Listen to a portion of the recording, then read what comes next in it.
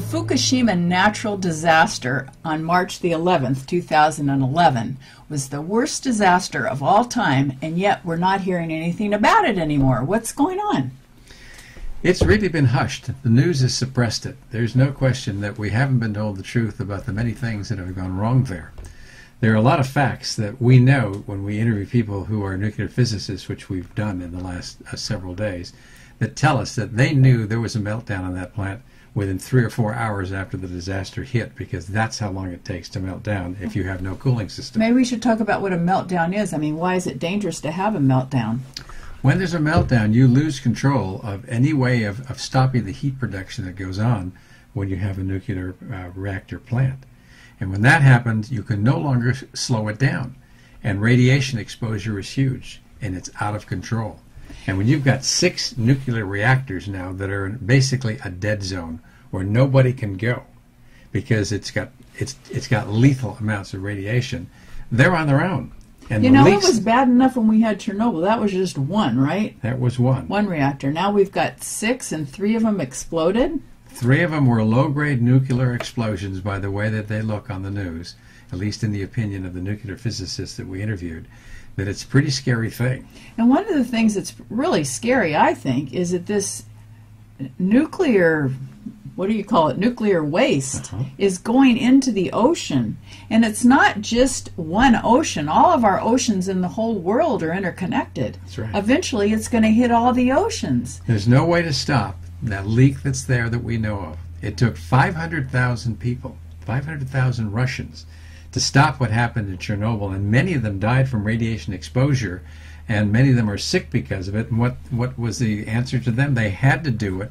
They were given medals of honor for the things they did, but they don't have a dictatorship in Japan. There's no way that they can do it.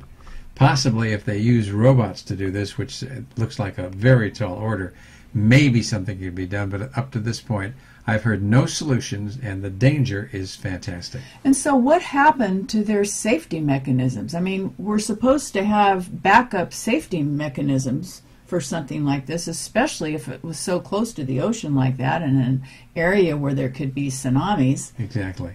Well, there were at least 5 backup systems. They all failed. It makes you wonder what happened, and nobody knows the answer, but it's still a question that needs to be explored. Well, why do 5 systems all of a sudden not work? And the other thing that's really scary is that we have 55 of these nuclear plants in the United States alone, and many of them are on earthquake faults. Right. I mean, who was thinking and trying to figure out this? I mean, it just sounds crazy. Well, a lot of things get done in this country, unfortunately, Vicki, that are expedient, and people are proponents who have a lot to gain financially from having the business develop. But nobody's thinking about the future of our planet. No, and a lot of these reactors now are 40 years old, and there are problems that develop. Plus, there's all this. There are tons and tons of what they call spent uranium, which are far more dangerous than the active uranium that's used to produce steam. So we've got a system here that's really critical. Plus, we have all these rods, right, that are radioactive. Those are the spent rods. And we don't know how to dispose of them. There's no safe way to dispose of those, and that's why they're kept, like in the Fukushima plants, right in the site itself, with no plan of how to dispose of them in the future. You know, I remember back in the 50s or the 60s when we were worried about, you know, nuclear bombs, and well, actually it was before the 60s, so it was 40s and 50s, I guess. We were worried about bombs and how that could destroy the whole world if somebody dropped a bomb in some other country. And now we've ended up thinking that we're going to save on electricity, but from what I've heard, we haven't even made any money off of using nuclear power anyway. There's been no profit. None of the projects that I've heard of have made a profit. They have provided a lot of power, and that's good. We need power. But we need to be looking more at what we're doing to the universe, you know, to the planet itself, and what we're doing to ourselves. This is not a safe thing to continue. We've managed to poison our food, water, and air. There is, for thousands of years, will be no one who can inhabit within many miles of the Fukushima plants. Same thing as with Chernobyl.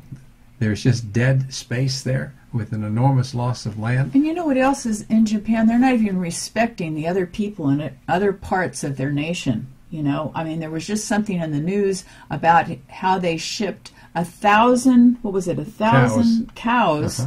Who had been eating strontium contaminated grain. So it's not something that. But they've shipped they've shipped it all over Japan, and the cattle were eating all this. I think Japan's in real trouble. The amount of radiation exposure there is clearly going to have an effect on people that are far from the Fukushima plants. And it looks like the Pacific Ocean is going to have a major amount of radioactivity that's going to be continually leaking into that ocean because there's no way to stop it for thousands of years. You know, when I just think about all the disasters and the things that happen to our ocean, you know, from the oil spills to the garbage and now with nuclear waste that's just going into our oceans, you can turn on the TV on some of these planet channels or whatever the different channels are, and see all the sea life that goes on in an ocean is just like it's its own beautiful world. And we're destroying that. And we're dependent on that, too, in so many different ways. Right. And we're going to start finding out how many ways we are Well, affected. it's time to realize what we're doing. Energy is certainly a major issue in world business and world politics today. But we need to do something to clean up our energy, to find ways to use safe energy, to not be doing anything that is like what we're doing with nuclear power that has the opportunity to poison the world. But we don't want to leave you on a bad note here, because I think there are some things that we can do to help ourselves. You know, I think for our water, like how can we clean up our water? We can use reverse osmosis. It's got a great system that can be done that way. And if you go to the website, you can find some products that will be in the marketplace soon that will be able to do that. You can make sure that you stay fit with lifestyle that's very good, with exercise and stress reduction and making sure you're eating a lot of fruits and vegetables. If the radiation levels get particularly high, we may have to resort to using bigger doses of things like vitamin C, because we know they protect against the free radical damage that forms there. So there's And iodine. maybe some iodine, but that's a short-term thing, and over the long haul you can forget that as something that's useful. And maybe other antioxidants, though, too, besides Lots vitamin C. Yes, I think that's something, again, that's another topic. You can go back to the site on the home page, and there's lots of information about what you can do diet-wise. So we need to change the way we think. We need to have clean forms of energy that don't have dangerous consequences like this. Maybe we need to move more towards solar or other forms that are clean. And I think if we do that, we're going to be a lot healthier in the long run.